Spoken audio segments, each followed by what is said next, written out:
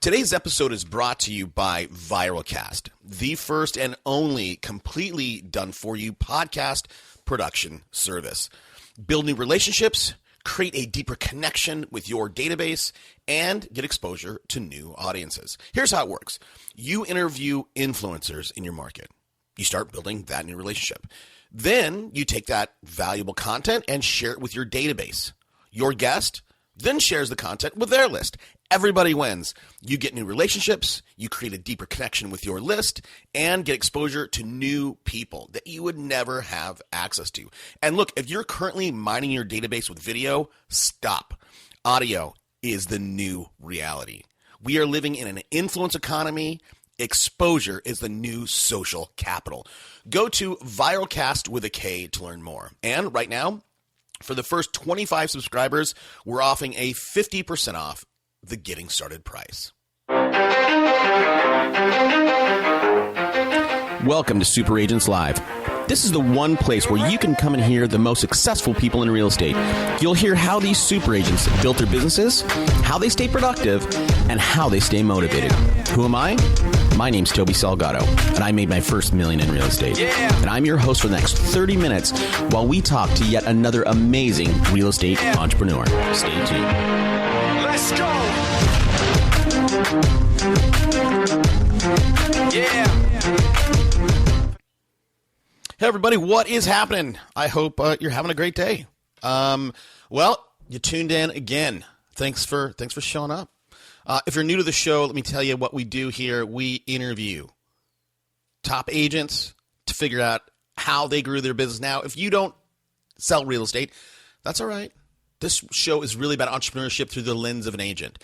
Whether you are a plumber, pie maker, painter, we have stuff here that can help you. Now, today's guest is unique. This person is a psychologist. And guess what? She listens to the show, which is pretty cool. Now, she listens to it because, she figures out, she hears tips, tricks, strategies to help her grow her practice. And boy, I'll tell you, she has grown an unbelievable practice. Now, why did I have her on the show? What does a psychologist, how can a psychologist teach you about growing your business? Here's the deal. We talk about a ton of stuff, and we, from a psychological level, we talk about how you should approach prospects, how to quickly build rapport, the things that we need to be aware of when we're dealing with clients, stuff that maybe we're just not aware of. We're oblivious. This is me, man. I get into meetings and I just do my thing. And I'm pretty successful. I have a pretty high close rate with whatever I do. However, I'll bet you if I really step back and said, how are they viewing this situation, this meeting, this interaction, I probably could be better than I am. Although I'm pretty good. Anyhow, we talk about the power of touch. I share how I use touch in meetings. And we also talk about, again, what I mentioned a minute ago, why you should assume everyone makes decisions like you. This is something I'm super, super guilty of. I go into every meeting thinking, yeah, you're like me. You see the world like me and blah, blah, blah. And, I share how I deal some of my clients when it comes to the disc profile. I'm high D, high I. I have some clients that are IS. They make decisions. They view the world differently than me. And I'm constantly one of our radio clients, and if he's listening right now, he's the guy. And I really need to step back. I always go, how would Mr. I'm not going to say his last name, but he's in Disney World right now. So if you're listening out there, buddy, I'm talking about you. So yeah, I need to be better at identifying what my prospect is and the things that are important to them. We also talk about, why developing a blueprint for each encounter is important, as why you need, the power of debriefing, the power of tracking. If you can track, what went well in that meeting and start to keep a log of it, that's how you get better. If you can't manage it, if you can measure it, you can manage it. All right. Really quickly, I'd love to meet you out in the world. You can find me on Twitter at Super Agents Live. The hashtag for the show, I'd love for you guys to join the conversation. Hashtag is Unpack That Idea. And if you haven't been to superagentslive.com and got on my list, go get on there, guys. Come on. I share stuff with my list that I don't share anywhere else. All right. I hope you like it. Here we go. Today, we're doing something a little bit different. We've been trying to mix it up, in terms of, having different guests, different specialties. Today's guest is a doctor of psychology. She's a PhD. And we brought her on. We're going to talk a little bit about some of the tricks and tips of the trade and, stuff that you can implement in your business today. I'm thrilled to welcome Dr. Sherri Fluellen. Hey, Sherri, thanks for taking the time out. Absolutely. It's my privilege. So Sherri, should I call you doctor or should I call you Sherri? You can call me whatever you want. Doctor or Sherri, is either way is fine. All right. I'll probably mix it up. But okay. So listen, Doc, tell us a little bit about yourself, and then we'll get into some of the stuff that we're going to share today. Absolutely. Well, the reason you're having me on is because I'm a clinical psychologist. Have been for about a decade. I own a private practice in Cheyenne, Wyoming, called Mind Spa. We've got a number of therapists here, and we have see probably over 200 patients a week, and it's just kind of a growing practice, and so that's been a lot of fun for me.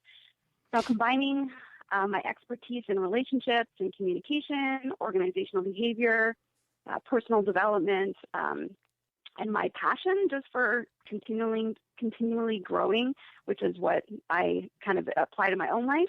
I also get to pour myself into a coaching organization that I am a part of called Leadership 3D, and we get to work with other folks that want to be the best selves. And now where my path starts to intentionally cross into real estate is in two ways. One is that my husband and I are both real estate investors. We have a number of investment properties, including single-family homes, multi-units, storage, commercial.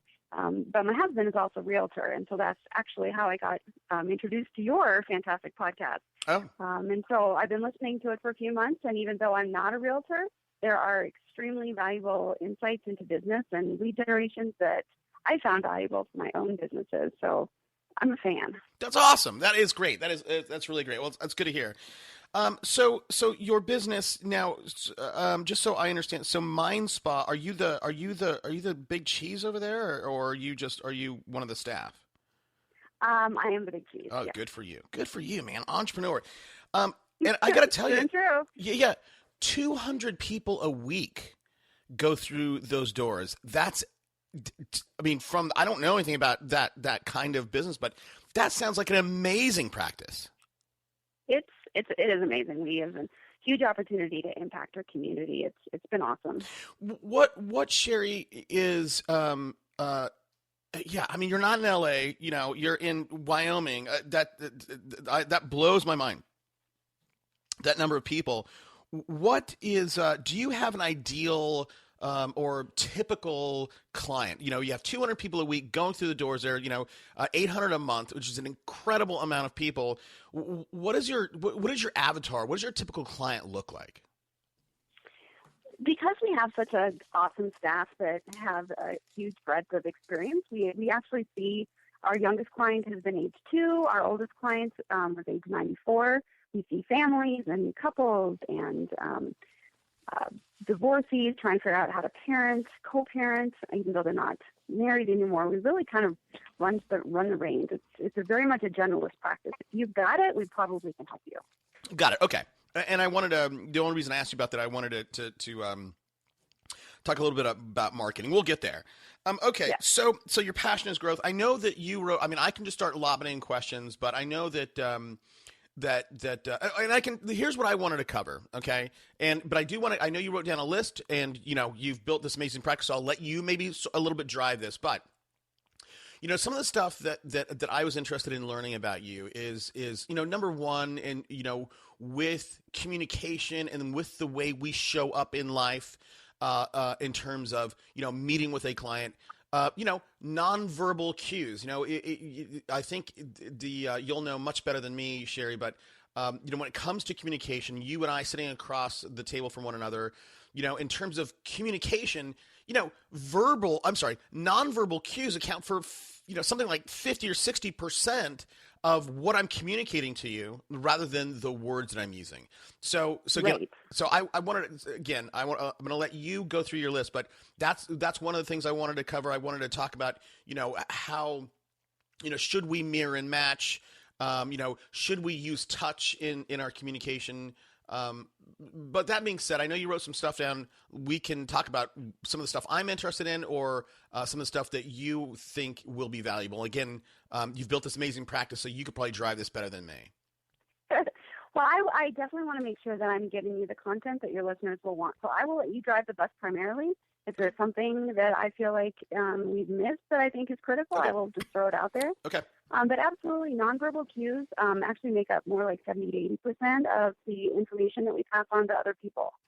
So it is how our own nonverbal cues are extremely important, and how our clients are perceiving us, as well as their nonverbals are important as a realtor to pick up, to understand, is this person really into this property? Are they not into this property? Am I talking too much? Am I not talking enough? I mean, there's a lot of nuances to try to pick up. Okay. Now, and just I believe this is going to be great content. It sound like you're on a cell phone. Do you have a landline that we can call you on? I do. Give me that number. I'll edit it out. Sure. It's 307. Yep. 509. Okay. 0772. Okay. Stand by. I'll call you right back. Yes.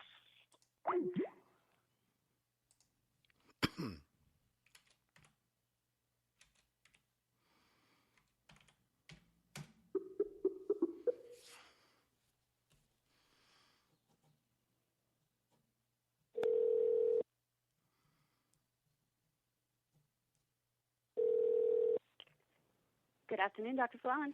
Yeah. Sherri, please. Dr. Fluellen. Yes. Yeah, this is her. Oh, there's you. Okay. Okay. Yeah. Oh, that's so much better. All right. Okay. So Good. So nonverbal makes up 70-80%. And you know what you said, Sherri, which was fascinating to me, because this stuff I think about all the time, but what I didn't ever think about was I'm always trying to manage the way I show up, right? The way that I present myself, the nonverbal cues that I'm giving off. But I never think about them. And maybe I do at an unconscious level, reading them. In terms of just trying to, again, nonverbal is so important. It's 70-80%. How should we think about presenting ourselves when we're sitting across from the table with a prospect or a client? Well, that's a great question. Some of the basic things to consider is your posture. If you're slumped over, that doesn't portray confidence.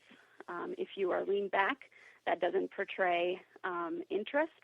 So if you can sit up straight but kind of lean forward a little bit, that shows you're engaged and interested in them in the conversation.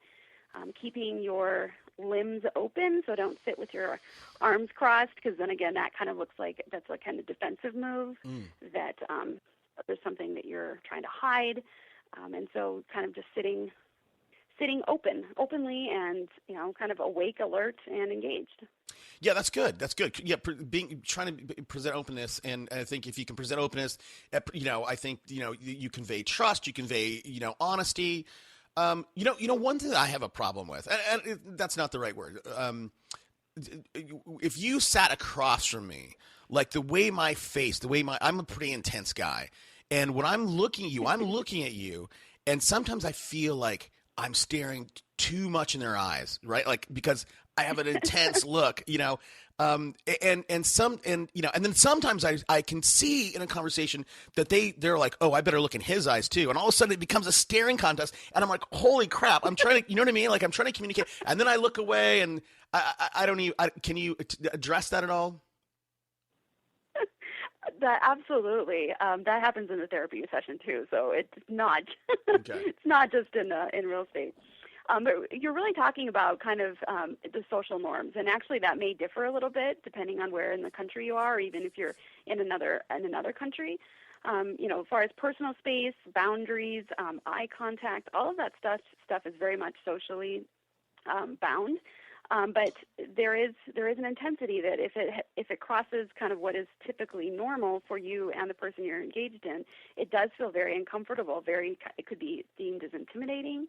So being able to make eye contact is important in kind of the typical American culture, but you've got to break that eye contact every now and then with, looking down and jotting something down, but, and even jotting something down, they said, is a good thing that could help reaffirm that what they just said was important. So you want to make sure that you're getting it, which actually can help build rapport as well and kind of build that sense that you care about them and are working for them. Okay, that's good. Yeah, that's a great tip. Have a notebook and write it down, and that's awesome. Okay. Yeah, I need to carry a notebook more. Okay. So one of the things that in my communication that I learned a long time ago is the power of touch. Now, you may disagree with me, but that's why I'm asking about it. So there was an old study done, and it was when we had phone booths. They did a study where they left a dime when it used to cost a dime to make a phone call. They left a dime in the phone booth, and they let people go in there. And then when they went in there, and I maybe it was when they were walking out. So they leave a dime in there. Person goes in, they walk out. They came up and they asked him, I think I left my dime in there. Did you find one? Now what they found was that when they just imperceptibly just touched the person. Some big number, 70% or more than 50% of the time, they go, oh yeah, I found your dime. Here it is. As opposed to when they did not touch them. And when I read this study in college, I started touching people. I touch people. I'm a really touchy guy. And sometimes that comes off weird, but most of the times it doesn't. What are your thoughts on utilizing touch in conversations? That study is fascinating. I haven't heard that particular one, but we are creatures that were created to be in contact with each other. We are not meant to be isolated, and so absolutely, human touch is critical to our survival. I mean, if you want to take it to that extreme, it is. There's a lot of research done with monkeys about would a monkey prefer a wire monkey that had that didn't have, or that, I'm trying to remember the exact details, but that had milk, or that offered something nurturing to the baby monkey, or would the monkey prefer a mother that was soft and cuddly but that didn't have any milk, and it preferred the soft and cuddly versus getting milk. And so, I mean, that was kind of an animal study that has been used to demonstrate the importance of the touch and human connection, even though, of course, that was monkeys, but the connectedness in which we absolutely need. The power of touch should be used judiciously. I mean, you certainly don't want to be giving hugs out everywhere, or you're going to rile up a jealous husband in the process.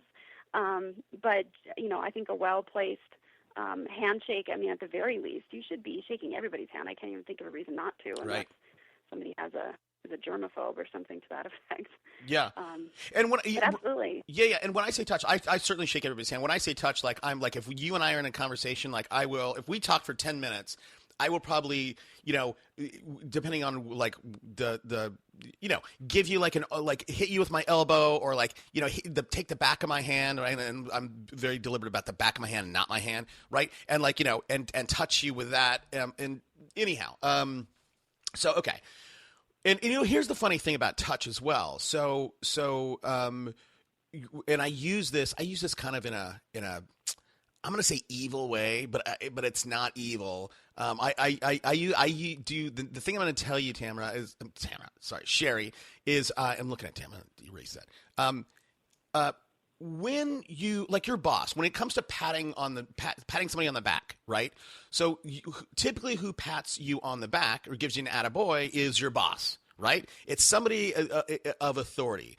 Rarely do you have your son or daughter telling you, hey, good job, right? And sometimes do. And so what I will do is when I see someone, somebody's up on stage, they're delivering something, they'll come down and I'll say, hey, you know what, Jim? You did a good job there. Really, really proud of you.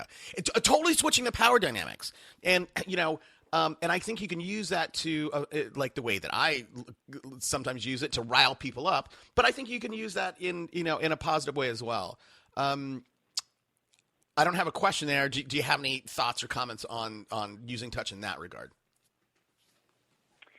I think that that's a very perceptive way of I guess, using power to your advantage, but not in a destructive or a, evil way. You're just recognizing kind of the way the social patterns are, and you're just capitalizing on that to be able to kind of increase the connection with somebody and maybe bolster them a little bit, and you're kind of giving yourself credibility at the same time. Right. Yeah. By telling somebody else, "Attaboy," you're kind of implying that I have the authority to do so. And, right. Yeah, that's interesting. Okay. So what, you see 200 people a week, you see a ton of people, when it comes to succeeding in business, what are some of the basic themes or thematically that you see over and over again that maybe you can, quote unquote, fix somebody or give somebody some tools to navigate, the waters out there? Absolutely. Bar none, the most egregious act that I see all the time, a lack of skill that people have, is called active listening. You think, oh, I know how to listen. I've got ears. Clear, I can hear what people say, but people don't really listen. Active listening is not just hearing what somebody says, but really digesting it, and then being able to feed it back to them. And that's the thing, was when I work with people to really help them with their listening skills. Typically, this looks like in a marital relationship, is you need to listen to your spouse talk for a period of time, but then you need to repeat back to them what you heard them say, and that's where you really build a connection, because now I know my spouse heard me because they just told me what I said. And so that's part of a critical part. And so what that looks like in the real estate, and I've seen my husband, I've kind of coached my husband a little bit on this, and I've seen him do this, is when he's working with a client on the phone, and I'm happen to be listening, so at the dinner table, and I'm happy to be listening to his phone conversation, and his client is maybe explaining to him what their life circumstances and what kind of house they're maybe interested in doing or buying because they're a buyer. So then he takes that information, he digests it, and then he repeats it back to them in different words. But so what I hear you saying is that these are your life circumstances, which is causing you to need or wanting 3 bedrooms and a couple baths, and you really need that detached garage that could double as a workshop because that's an important part of your hobby. I mean, just getting it all and really being able to integrate it back in kind of a narrative story form is huge in building connection and helping the client recognize that you are really listening and care about them. What about, Sherri, what about that person who tells me one thing, right? Especially if I ask them a question, what do you want in a house? What kind of neighborhood do you want to live in? Why is that important to you? People may not really know, and they may tell me something. How do I drill down in order to make sure that they're actually telling me the truth, or that they know the truth? Just asking a bunch of kind of open-ended questions. So there's 2 kinds of questions. There's closed-ended, which is a yes or no basically response, or open-ended, which you can't give a yes or no to. You actually have to give some sort of content. And so one of the keys is making sure that when you're asking questions, you stick with the open-ended questions. Then you're getting and pulling information from them, and it's requiring them to really think. So just being able to stick with open-ended questions, asking them, well, how did you come to that decision, or what's that about, and just kind of continuing to ask them, well, you want to live in that neighborhood. What's that about? Oh, well, they supposedly have a pretty good school. Okay, so tell me what's important about having a good school. Oh, because you have a child that has a disability. Oh, well, so tell me what life is like with a child with a disability. Are there particular other challenges that you're encountering that a particular house or neighborhood or location would be helpful for? So it can help you kind of explore those things and help them explore them too if they haven't really thought them through real well. Yeah, that's brilliant. That is brilliant. So why is being in a good school system important to you? Because okay, and what other challenges do you experience or do you come up against with a kid with a disability? I think it's brilliant. Okay, so don't ask close-ended, always ask open-ended questions.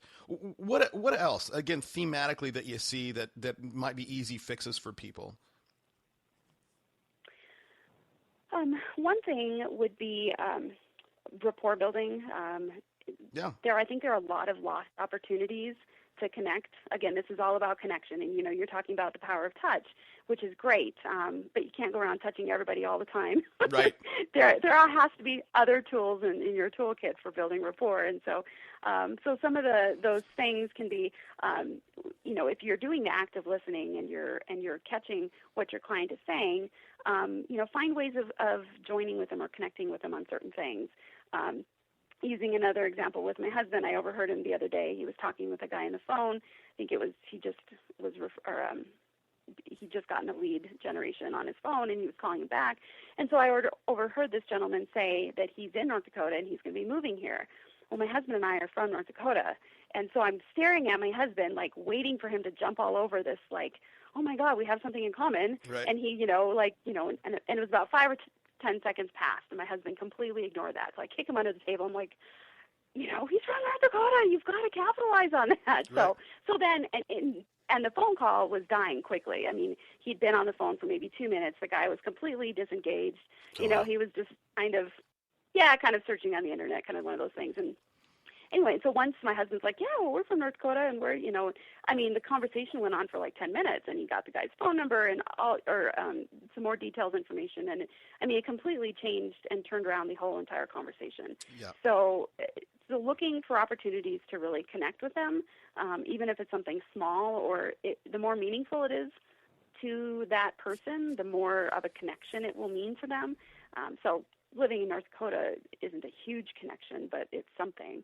But, if you happen to, I guess going back to the idea of a child with a disability, if you heard that or they disclosed to you that they have a child with a disability, well, maybe you do too. Maybe they're different disabilities, but maybe that's a connecting point. Right.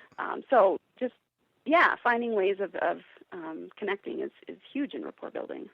And I think one thing on this, and this might be a little bit more advanced than but everybody, I'm sure you're aware of the DISC profile. Yes. Okay. So I think like for me, I'm a DI, right? And there's a certain way that somebody needs to communicate with a DI over an SC, and an SC, those people, C is for caution, right? They want to get into details and blah blah blah. And I with my clients, I come up against this all the time. I communicate with everybody as if they are a DI like me, and many times I have to step back and go, hold on a second. Like, I don't care about details, but this guy, there's one client that I have in particular, and he reminds me all the time. He's like, hey, I'm a high C, so I need to get into the details with them. And I think that it's important for all of us, if we can build that skill of recognizing Sherri is an IS and understanding how an IS takes in information, what is important to them. They want to get into the details. What are your thoughts on that, and how does somebody start to build that skill? Great question. And first of all, it is human nature to assume everybody is like us. I mean, we're born egocentric, and it's hard to break out of that. Yeah. So you're not alone, Toby. Thank you.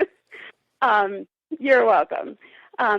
So one way of thinking about it, instead of thinking about the DISC profile simply because most people aren't going to really know what that is, but I'll simplify it a little bit. If you think of everybody on a continuum of how much they use their emotions in their thinking. So this isn't directly corollary with the DISC, but some people are extremely reactive. They completely base all their decisions on their emotions. So in the real estate world, that might look like, this house feels good. I can just picture myself, plopping down here at the end of a long day and, choking one back in front of the fire. So that's a person that's reacting based on emotions. Then you have the person on the opposite end of the spectrum, which is, okay, I don't really care about you sitting in front of the fire. You need to tell me how much this is going to cost me every month for a mortgage. And, I might try to barter in the contract phase of things to try to squeak out $1,000 more out of the contract. When you think of the grand scheme of things, that's pennies every month. Yeah. So if you think on things on the end of how much emotion are they basing their decisions on. That's just kind of a rough idea or a rough way of being able to engage with people. So you can kind of put them on that spectrum, then that can help you figure out how much details do they want, or do they not care about the price? Do they really just care about how it feels? I think that's a good point, but isn't, even for those people who are very analytical, isn't at some level everything we do based on trying to elicit some kind of emotion, whether that's ego or feel good? I'll leave it there. I mean, is there any accuracy to that or no? Yes, there is accuracy to that. We all have emotions, and people that say they don't have emotions are simply avoiding them or ignoring them. So there's a concept that has become more popular over the last 5 to 10 years. It's called emotional intelligence. Is that something that you've heard of? Oh, yeah, absolutely. Yeah. So a little bit about, I think, what you're saying kind of reminds me of the emotional intelligence. And basically, emotional intelligence is one's ability to identify, use, understand, manage both their own emotions as well as other people's emotions, and doing it in a way that's effective and positive.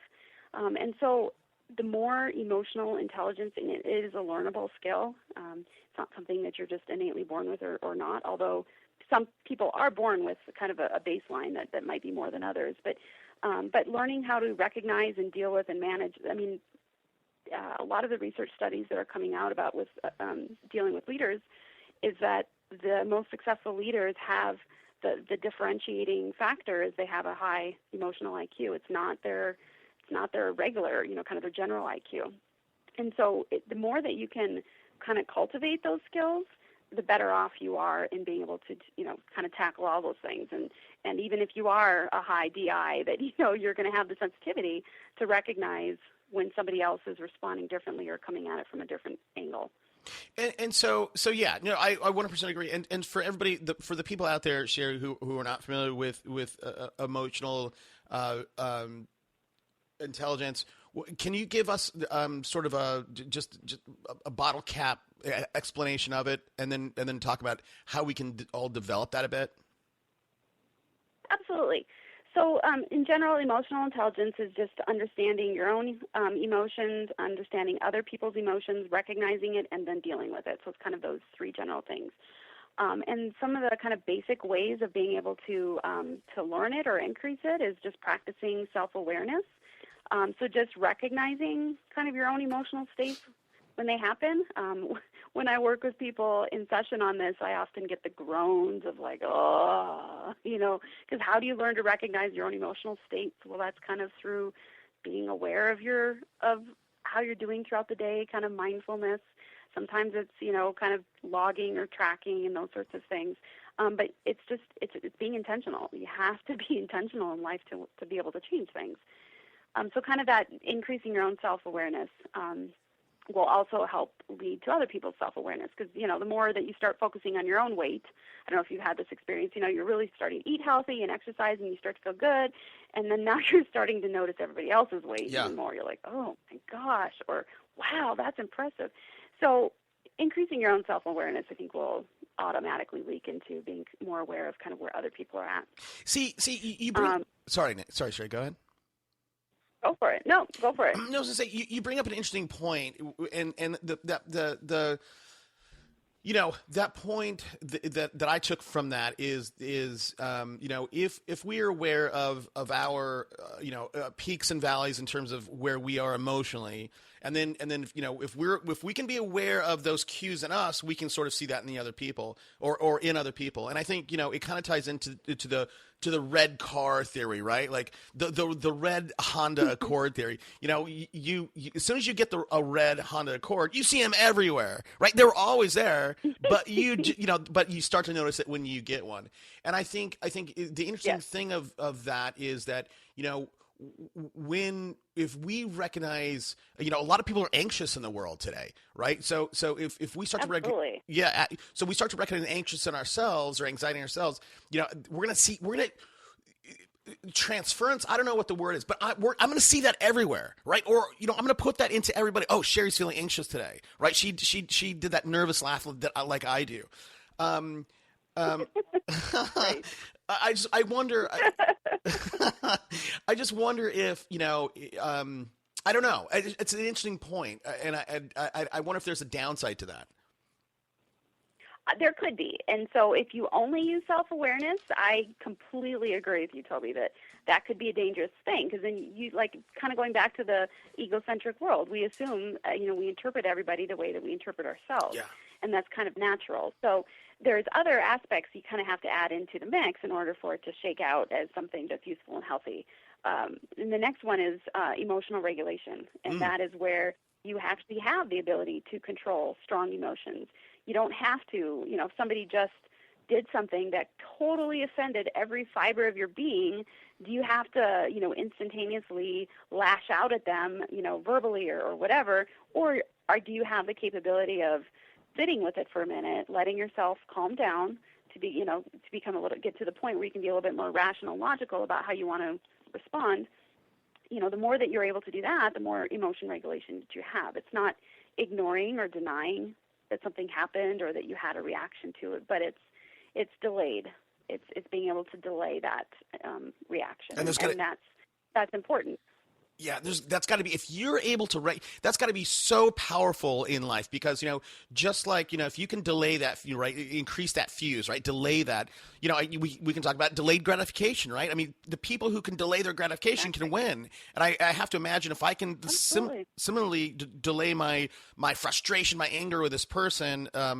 So emotional regulation, emotional control. So I'm going to ask you a very probably question that you're going to roll your eyes at, but everybody, and this is about motivation, right? How do I get motivated? Where do I find motivation? And I get that question a lot. And I'm like, listen, motivation is not like, where's Waldo? You can't just find it. You have to manufacture. So how do you respond to those people who come to you and go, oh, Sherri, look, I want to succeed with my kids in life, in my hobby, in my business. I just can't find motivation. So that's really interesting, because there's lots of reasons why people don't have motivation. Now, when you're talking in the mental health field, it could be something like that they have clinical depression, and no matter how much you try to kick them in the rear, it's just not going to happen until they are able to get their depressive symptoms under control through a variety of ways. So we'll take the actual clinical diagnosis out of the system, but. Okay.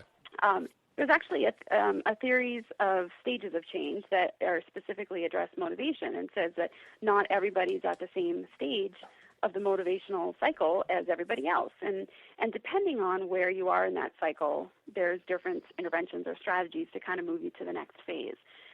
So the first phase is the pre-contemplation phase of motivation. And so that's basically, you don't even know you need to change. You don't even know there's something you should be motivated to do. So pre-contemplative. So then the next stage is contemplative, and this is where you start to recognize, I think maybe I should do something differently. I could see the value in that, but you're not actually doing anything yet. The third stage is the preparation, and that's where you're actually starting to prepare to do action. You're getting things in line. You're eliciting support or whatever the situation demands. The next phase is the action phase. That's where you're actually getting down and dirty and doing whatever it is that you're trying to accomplish or change. And then the last stage is the maintenance stage. So you've done the hard work, and now you're trying to just maintain, the changes that you have made. And certainly, like any cycle, this is fluid, and you might go from action to contemplative and bounce around and that sort of thing. But people are at a different stage in that cycle, and recognizing that there are true differences can help you or somebody who feels like they're stuck. Recognize that what is making you motivated right now may not work for them, because you're already at the preparation phase, whereas they're still contemplating whether it's even worth it. And so at the contemplation stage, that really is goes back to values, and is this really even a priority or a value in their life? And if it's not, then maybe it's not even worth moving on to. Interesting. Okay. I this is the first time I've ever heard this. Pre-contemplative, contemplative, prep, action and maintenance. Me being who I am, I'm all about, and I always encourage people just to take action, right? Whether it doesn't have to be right, take imperfect action. And I think people, and we talk about failing forward and all that stuff. I think people struggle with that. They want to step back and they want to stay in, there's a safety net or a security blanket being in the contemplative stage or the preparation stage. Right? I mean, would you agree with that? Absolutely. Right? Absolutely. I think that fear drives most people's behavior, either in doing something or in the lack of doing something. Completely agree with that. Yeah, and speaking of fear, do you when it comes to, and this is, we're talking about business, but when it comes to genders, right, men, women, do you find a difference in genders with actually taking this action and putting themselves out there in order and potentially failing publicly? And before you answer, I'll tell you very briefly, and I'm talking more on this episode than I normally do, so I apologize, but I want to tease some of this stuff right. out of you. But I would guess, I believe that men there's just fear of failing. That's the biggest fear that they have, fear of failing. And I think women, when it comes to not taking action, there's this, it's a self-worth thing, rather than fear. And I don't know, do you have any thoughts on that? And is it even valuable to even talk about that? There definitely, I do have thoughts about that. It actually reminds me of, or brings me back to some content of a book that is an amazing, amazing book. I would recommend everybody read it. It's called Daring Greatly. The subtitle is How the Courageous to be have the courage to be vulnerable, how it transforms the way we live, love, parent, and lead. And really, so she's got she's a sociologist, researcher, PhD level, somewhere in Texas. She's done a TED Talk. She's amazing. And in her book, she talks about the differences between men and women and their fear and their fears in life, and fear to be vulnerable and that sort of thing. And she identifies through research that there are kind of generalized differences in men and women in the kinds of areas in which they're fearful to have shame or that sort of thing. And men and women are different. I mean, it's what the research is showing. It's not an opinion. And for men, it's very much more about their image and about image as far as not physical image, but image of their job and kind of being an achiever and that sort of thing. And for women, it's a lot about their physical appearance, but also about the relationships. And so, a man might typically be more inclined to be fearful of failing in a job, and where a woman might typically be more fearful of failing in a relationship. Yeah, 100%. And because as men, right? I mean, we need to, that's how we attract. That's how we reproduce, is being successful, right? I mean, that's the biggest horn. Deer is the one who gets the ladies. That's interesting. That topic, Sherri, is really fascinating to me, but I don't want to go down that path because everybody's going to just start they're going to hang up on us. And really quickly, so this book, everybody get a copy. Written, her name is Brené Brown. Daring Greatly, How the Courage to be Vulnerable Transforms the Way We Live, Love, Parent, and Lead. I love it. Oh, sorry. Go get a free copy. Use audibletrial.com/superagentslive. Okay. Well, I mean, let's talk about vulnerability a little bit. Being vulnerable is hard, and I've seen multiple, TED Talks talking about the power of vulnerability and putting yourself out there. And for that man who wants to succeed and win and be the 12-point buck. There's power in saying, hey, I need help here, especially with a woman, right? I need your help. That wins me a bunch of stuff here at home with my wife. Like, hey, honey, I need your help. I need you. She melts when I say that because I don't need her. Absolutely. Yeah. So I mean, so what are your thoughts on being vulnerable and how we can use that to our advantage? That's bad of me, because that's not. But yeah, I mean, what's your thoughts on that, Sherri? I would say to reframe what you just said, I would say that vulnerability just naturally helps us to build relationships with other people. So it's not using it to our advantage. It's basically capitalizing on our natural human inclinations. Okay. And so, I mean, in business, I would say it's very appropriate to have some vulnerability. Now, the book describes very specifically, like, vulnerability is not vulnerability across the board. There has to be different levels. There has to be boundaries in that. You were talking about with your wife, you being vulnerable with your wife is going to look very different than you being vulnerable with another agent. But recognizing that, you don't have to be perfect, that we all make mistakes, that being able to own that and be okay and move forward and it's not the end of the world, is pretty important. I mean, one of the things that irks me the most is when I see people not owning their stuff. If you make a mistake, totally fine. You're human. But own it and learn from it, grow from it, and let's move on. And I think, I just, in business, I see people fail at that all the time. They fail because they're refusing to learn from their failures, not because they failed. Got it. Not owning your stuff. So can you unpack that a little bit? Well, I'm just trying to think of some examples. Because I want to know. Because I want to see if I do this. I don't think I do. I hope that I don't, but I might. So I guess one example for me. So I'll be a little vulnerable here myself with you. The more that I get on my plate, which I love having my fingers in a lot of different stuff. But the more I get on my plate, the more I lose touch with my kind of OCD tendencies, and I can't be as organized as I like to. And so. For me, like having my home a mess is a point of vulnerability because it's just doesn't fit with me. I don't like it. It makes me feel icky, but I also have to choose my priorities. Is my priorities, pouring into my kids and pouring into my businesses, or is it, scrubbing the toilet? And so I just own it. I said, I'm okay. My house is a mess. It is what it is.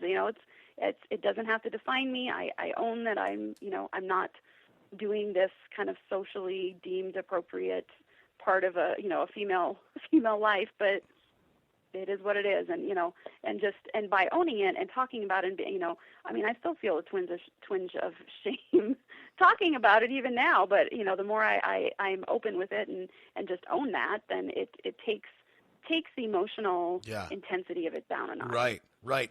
That's that's so funny. I mean, I can't believe that somebody like you, I mean, you're this extremely educated person. You've built, not only are you this, brainiac, but you've built this fantastic practice, and then you would worry about your house. Look, I'll tell you what, you should see my office. And sometimes my wife will come in here. No, seriously, because I'm all about moving the ball down the field. My wife will come in here and she says it all the time. She's like, your audience should know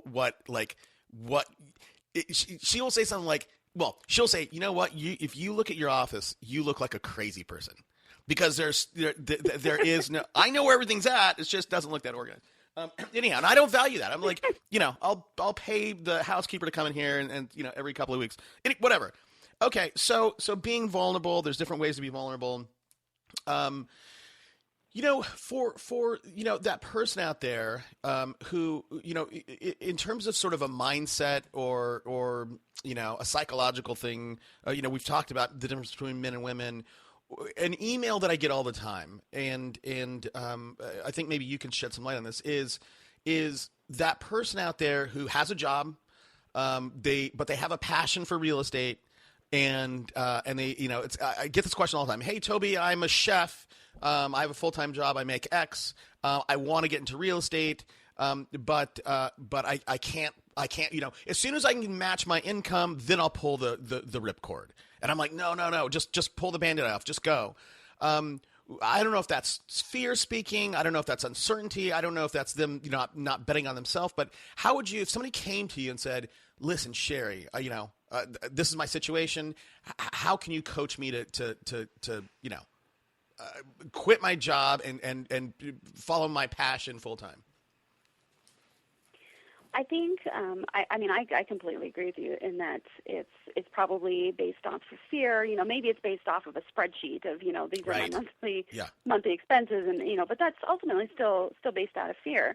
You use the term mindset, and there's some books about the different mindsets that are present in life, and the one there's a mindset called a growth mindset, which basically says that we are not born with a static level of intelligence. We can test IQ and that sort of thing, but we have the capability of succeeding as much as we put our effort into it. So it's really about effort and not about some innate ability that we're capped at. And so when I work with people who kind of are in that fear thing, well, like, I don't know if I can make it or not. To me, it's really about empowering them to understand that they have the tools.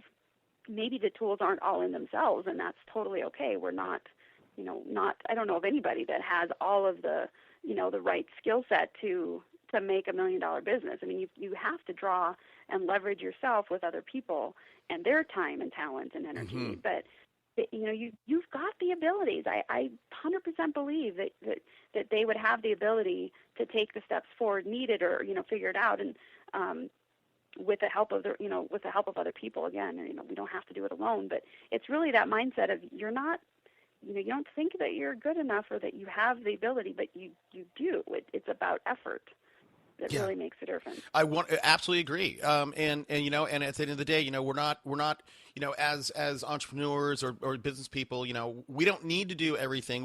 We shouldn't be good at everything. I don't want to be good at accounting. You know what I mean? That's not my, right. So, hire somebody, outsource your weaknesses, play to your strengths. Look, for somebody like you, Sherri, you're a mom, you're a coach, you're a, successful entrepreneur. Is it tough for you to, I'll tell you about me, and then I think it's the easiest way to get this across. So I live, breathe, I'm all about business, right? And I view the world in that, I can go up, I can be in New Orleans and see a street vendor, and I go, oh, dude, I know how you can increase your business, right? And I can't help but say, hey, man, here's an idea for you. And I go around, like some of my friendships, I can think one of my buddy Dominic, he might even listen to this episode, he listens to the show, he paints houses, and I could double his business in 6 months. And I tell him all the time, I'm like, dude, do this, do this, do this. And he doesn't, and I feel like that colors our relationship, because we're not skiing, but we're when we're skiing, we're on the lift, and I'm like, dude, you should do this, and I do it out of like goodness. I mean, I really want him to succeed. Do you, with all the stuff that does the world like rub you like that? I see a lot of visions for people's lives that they don't see or realize themselves. I feel like very much similar to you.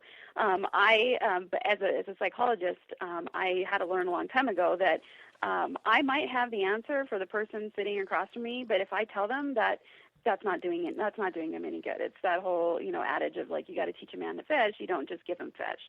And there are some people that just aren't ready or willing to learn how to fish. And it's not my job to change that in them. If they're happy the way they are, I'm thinking of somebody that I know right now who has a professional-ish business, and they refuse to bring on any employees. It's just a husband and wife, and they work themselves to death, and they've got a great income. But I've had those same thoughts. I'm like, dude, if you get a team, you lead the team, you can have your weekends back. Right. But that's just not of interest to them. So okay, it's your life. You get to deal with the pros and cons and the consequences. And so it's letting them own their own life, and they can choose to take my advice or not. Yeah, I got to be better at that. I mean, you luckily have the training that I don't.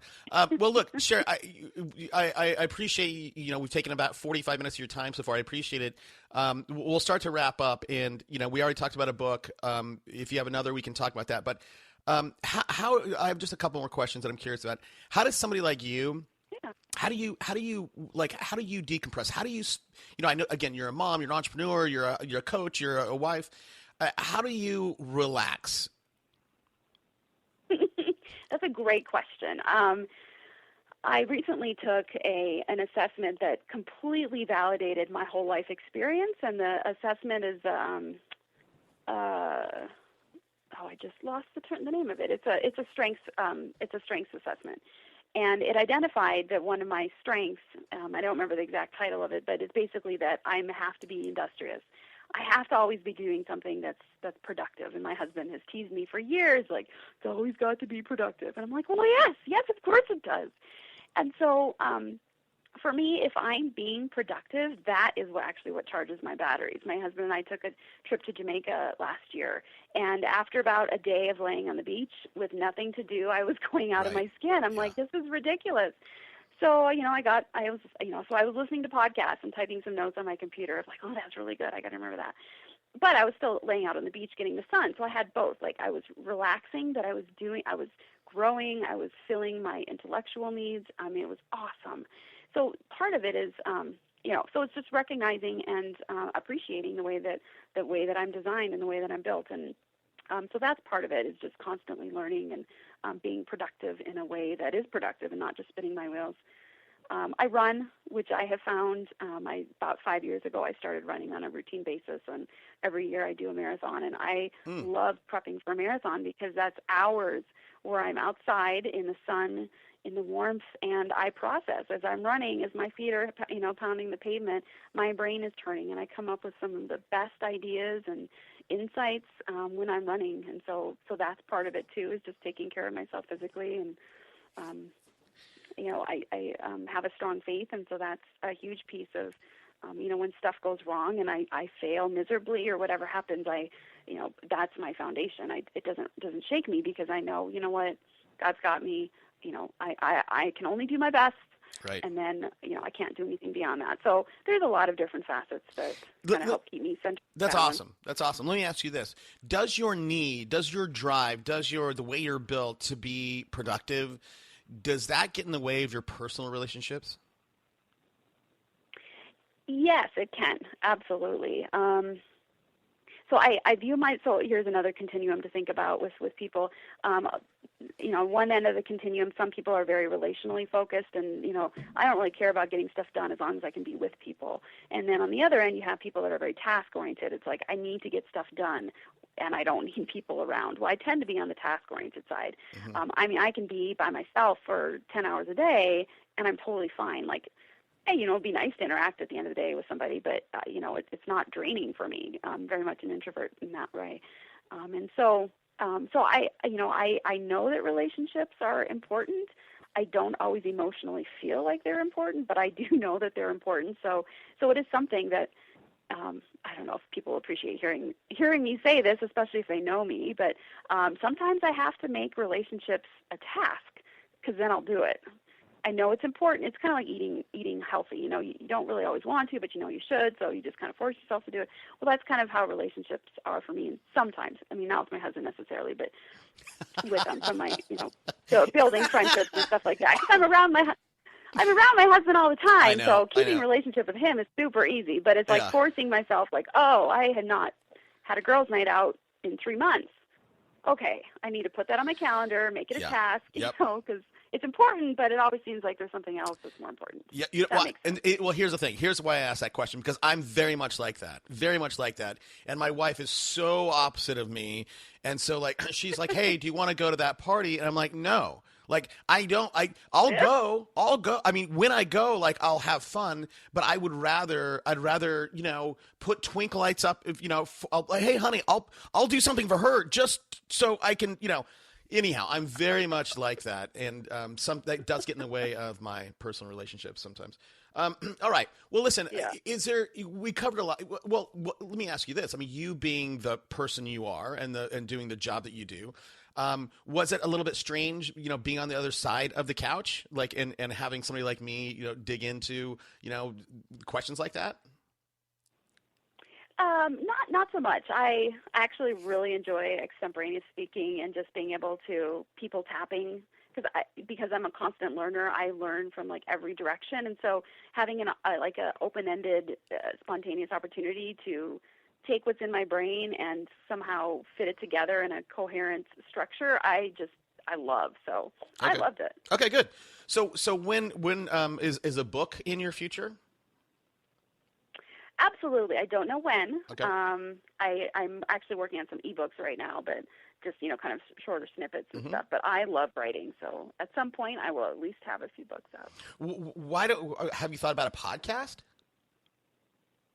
Actually, I'm in the process right now of developing a podcast with my partner, the coaching partner. Would you be interested in being on our podcast? Sure, of course. Yeah, no, absolutely. Awesome. I think yeah, we can talk offline about that for sure. Absolutely, 100%.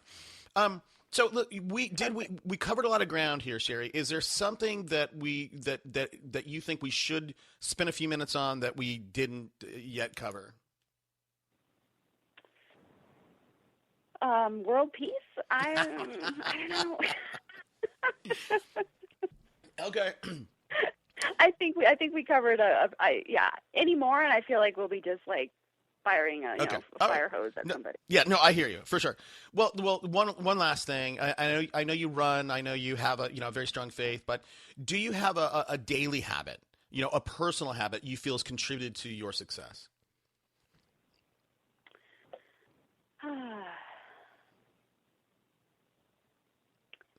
Honestly, it's being intentional. I know that kind of sounds maybe ambiguous.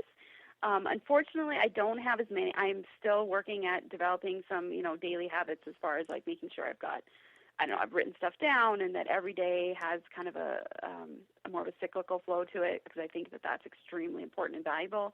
But it really is just being intentional. I mean, anytime something happens, and I need to, make a decision in the office, or, business development, or, my kids are pulling my last nerve, I'm just really trying to be proactive, being intentional, and not just being reactive. And so I think that I guess I kind of use them a little bit interchangeably, but being proactive and intentional.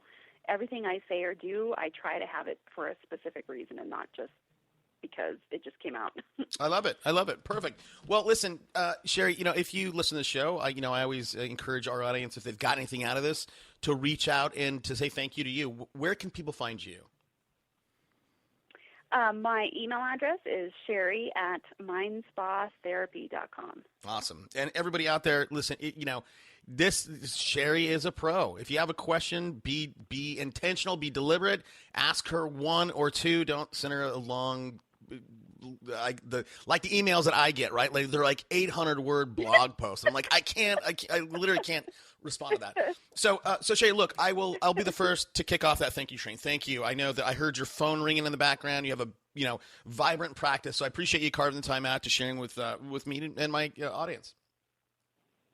Absolutely. It was a blast. I appreciate the offer, Toby. Thanks, Sherri. See ya.